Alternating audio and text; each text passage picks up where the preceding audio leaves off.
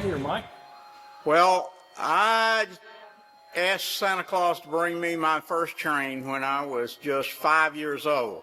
And since we talked a little bit about Anderson history, at that time there was a Sears where the new courthouse is, and a row of stores there, and Sears was in one of them. And I'll show you a picture. I've got a picture of me asking Santa for that first train. And then the next year I asked for another train. I still have both of them, and they still both run as good as they did the day I got them.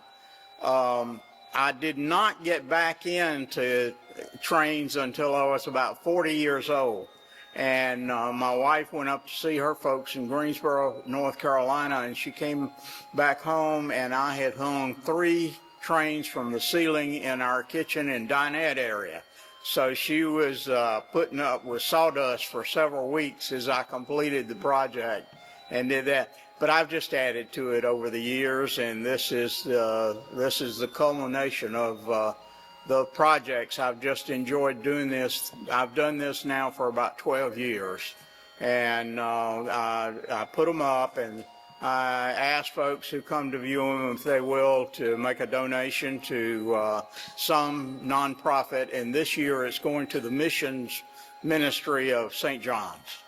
They've been very, very supportive, and let me use this fellowship hall for the 2 weeks, approximately 2 weeks during the Christmas season. And how long does it take to set this up? Well, it depends on how many helpers I have. But I have not had it up for 3 years. And I wanted to put it up by myself this year and do some repairs and all that. And I started, today's Wednesday. I started yesterday, a week ago, and I finally got it all up on Saturday afternoon about 4 o'clock, and I opened at 5. I mean, it's hard to tell. Do you know how many buildings and tracks you've got out here? I mean, I can't even. I don't have any idea. I've got. I told I'm a retired Methodist minister. And whenever I retired in 08, we had already started buying a house out on Lake Hartwell, and it's not all that big a house. And I knew I wasn't going to have room for anywhere near putting up all the trains I had. And I told my wife, I'll just sell everything else, but keep those 2 trains that I got when I was a child and continue to run them.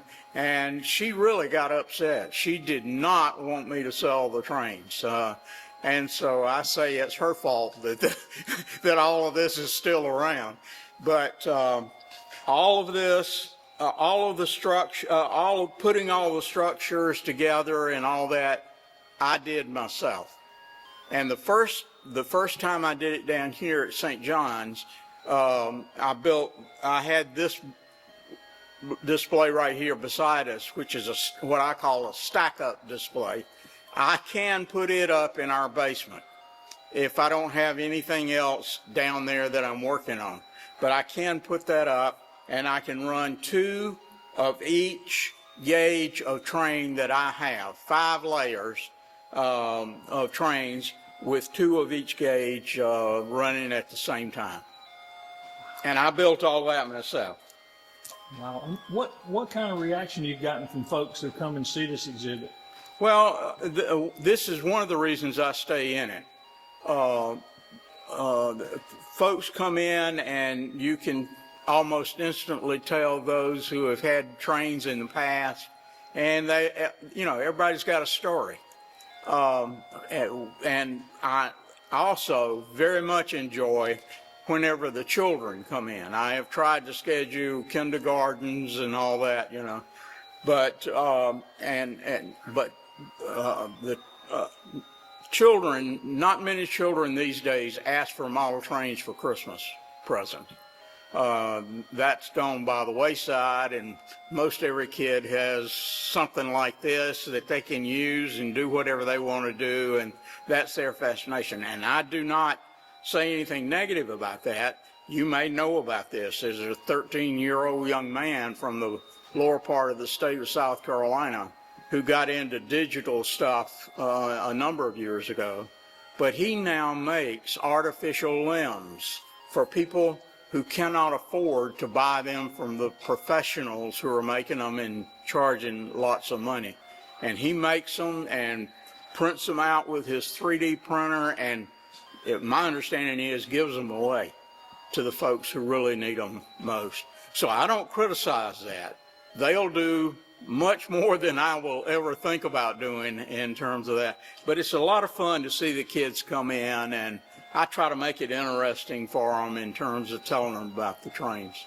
Can you tell me you grew up in Anderson? Where did you grow up here in Anderson? Well, my mother and father built a house. This is just unbelievable to me. My dad was an auto mechanic, and my mother did not work outside the home.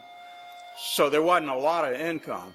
But they lived out off of 29 where the old Marita Bakery was on Crescent Drive.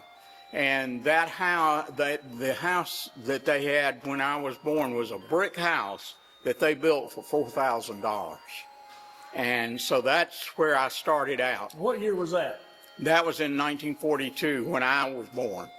And then when I went into the 3rd grade, my folks moved up on Central Avenue in North Anderson, and I started at North Anderson Elementary School then. And then from there we went to SQ Circle, where if you go up there today, it's like it's all congested and everything else. There wasn't a thing up there whenever we moved up there. And then from there we moved back down to Clinton Drive in Anderson, and that's where I lived while I was going to finishing up high school and starting college. And you went to Boys High? I went to Boys High, graduated in 1960, and have some wonderful stories and memories about Mr. Reams and all the things that he meant. Everybody usually tells the stories about him and his Board of Education.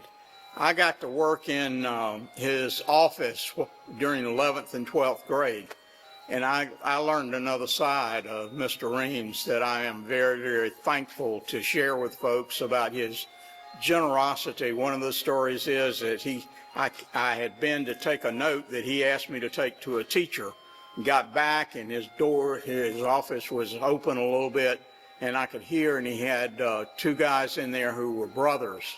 And he was telling them, said, this afternoon, said, you're supposed to go up to Gallant Belts on the square. Said, I found out that your mom's having a hard time since your dad died about a year ago, and somebody has provided some funds for y'all to get some clothing, and you're to go up there this afternoon. Mr. Penn worked there in the afternoon, who was one of the teachers, and said, you see him, and he'll help y'all pick out some clothes. So I learned, and Mr. Reams and his family were members here at St. John's. So I became, after I returned from seminary in Washington, D.C., and became a Methodist pastor, this was my 2nd church, and I was the associate pastor. So I became one of their family's pastors, and really had a wonderful time of being around here with he and Ma Ashley and some others who were teachers at Boys High. What do you think he would have thought if he'd seen this train set up here? Oh, he would have loved it. He would absolutely have loved it. He really would have. Yeah.